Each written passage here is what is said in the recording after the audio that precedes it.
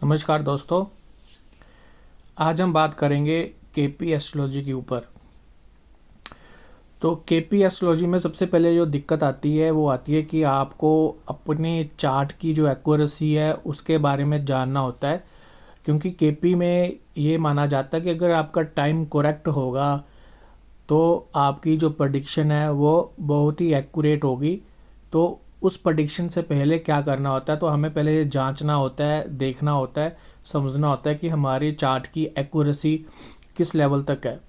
अगर हम KP astrology के अकॉर्डिंग अपने चार्ट की प्रेडिक्शन करें या उसको समझने का प्रयास करें,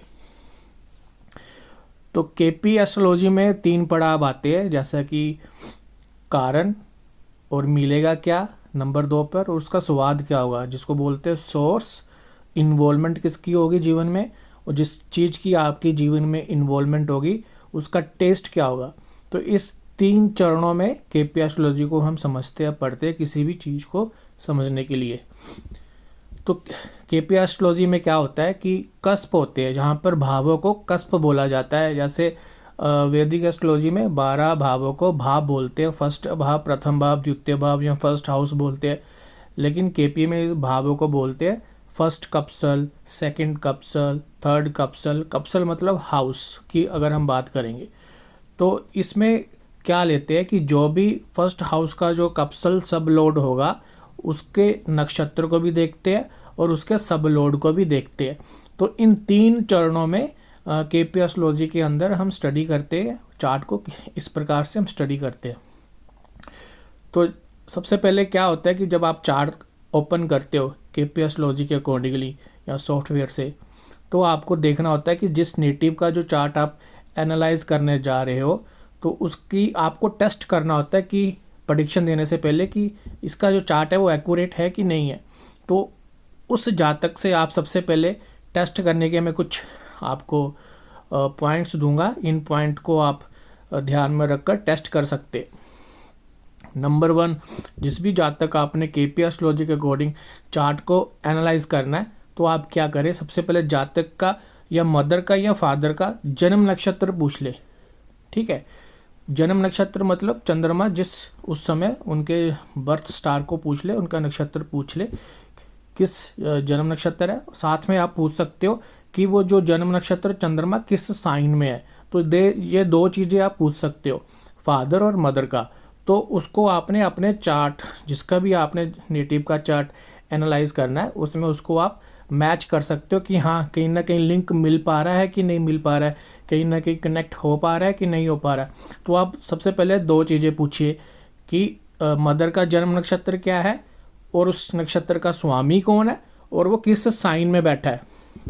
दोनों में से दोनों चीज़ें आप नोट कर लीजिए, फादर का भी मदर का भी।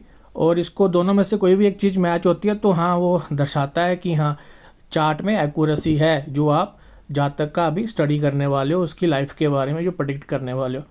तो एग्जांपल की तौर पर अगर आप समझ लीजिए कि उसकी माता का जन्म नक्षत्र ले, तो सोच लीजिए श्रवण नक्षत्र है जिसका स्वामी मून है, और उसकी माता का जो चंद्रमा है वो शनि की राशि में बैठा है। तो इस प्रकार से आप देखिए जातक की जो माता का घर कहाँ से देखते हैं, चौथे भाव से। वैदिक एस्ट्रोलॉजी में 4th हाउस में देखते हैं, लेकिन यहाँ पर कस्प बोलते हैं उसको। 4th कप्सल एसल देखिए, कप्सल सबलोड देखिए कि 4th हाउस का कप्सल सबलोड कौन है।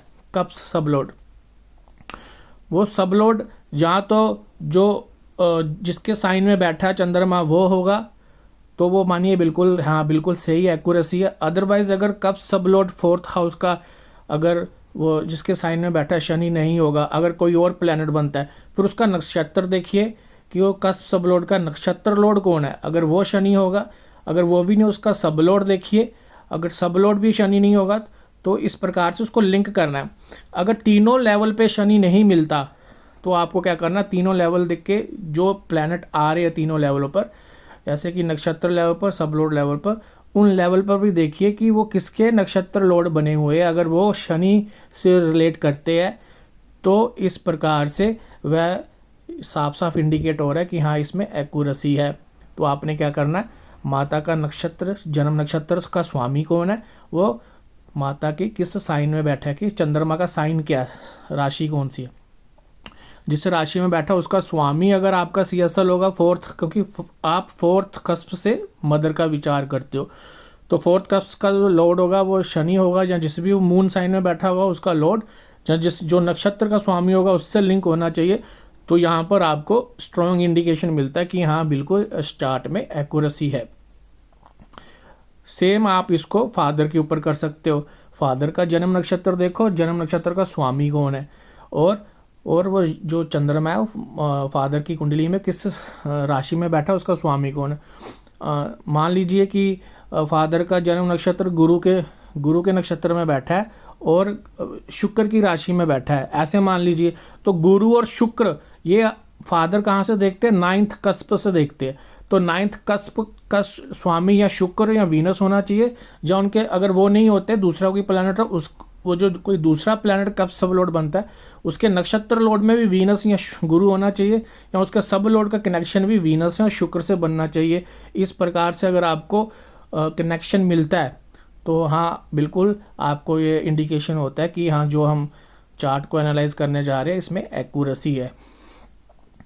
एक और तरीका मैं बताता हूँ इसको, आप कैसे इसको चार्ट की एक्यूरेसी जज कर सकते हैं KP एस्ट्रोलॉजी में। आप देखिए कि मदर का प्रोफेशन क्या है, फादर का प्रोफेशन क्या है। अगर फादर बिजनेस करता फॉर एग्जांपल, तो बिजनेस कहाँ से देखते हैं, नेटिव की चार्ट से। नेटिव के चार्ट से जो फादर को कौन सा हाउस दर्शाता है, 9th कस्प। 9th कस्प का 10th हाउस जो दिखाएगा वो 6th हाउस बनता है नेटिव का। तो 6th हाउस का कस्प सब लॉर्ड अगर 3 नंबर देगा, जो 9th हाउस का 7th बनता है, वो समझाता है कि वो साफ साफ इंडिकेशन करता है कि यस फादर बिजनेस में है। और natural zodiac sign 7 number sign में बैठता है तो और इंडिकेशन हो जाता है कि हाँ इसका सेल्फ डिपेंडेंट बिजनेस है फादर का। इस प्रकार से आपको समझना है। अगर मदर अगर प्रोफेशन करती है तो मदर का प्रोफेशन क्या हुआ, नेटिव के 4th हाउस का 10th हाउस लगन भाव। तो लगन का जो 1st हाउस का CSL है वो देखिए कि अगर मदर जॉब करती है तो 6ठा हाउस आना चाहिए, अगर बिजनेस करते हो 7वां हाउस आना चाहिए। तो इस प्रकार से अगर ऐसे कॉम्बिनेशन मिलते तो ये बिल्कुल आपको इंडिकेशन मिलता है कि यस जन्म नक्षत्र से भी हमने चेक कर लिया, उनके प्रोफेशन से भी हमने चेक कर लिया। तो ये सब चीज़ें आपकी पॉजिटिव होती जाएंगी और आपको चार्ट एनालाइज करने से पहले जो आपके डाउट होता है वो दूर हो जाएगा और आप अच्छे से उसको प्रेडिक्ट कर पाएंगे। तो इस प्रकार से जहाँ मैंने आपको बहुत ही सरल तरीके से बताने का प्रयास किया किस प्रकार से KP एस्ट्रोलॉजी में आप चार्ट की एक्यूरेसी को जज कर सकते हो। आप इसको अपना कर देखिए, करके देखिए। अगर आपको यह वीडियो अच्छा लगा इसको लाइक शेयर और सब्सक्राइब अवश्य करें। धन्यवाद।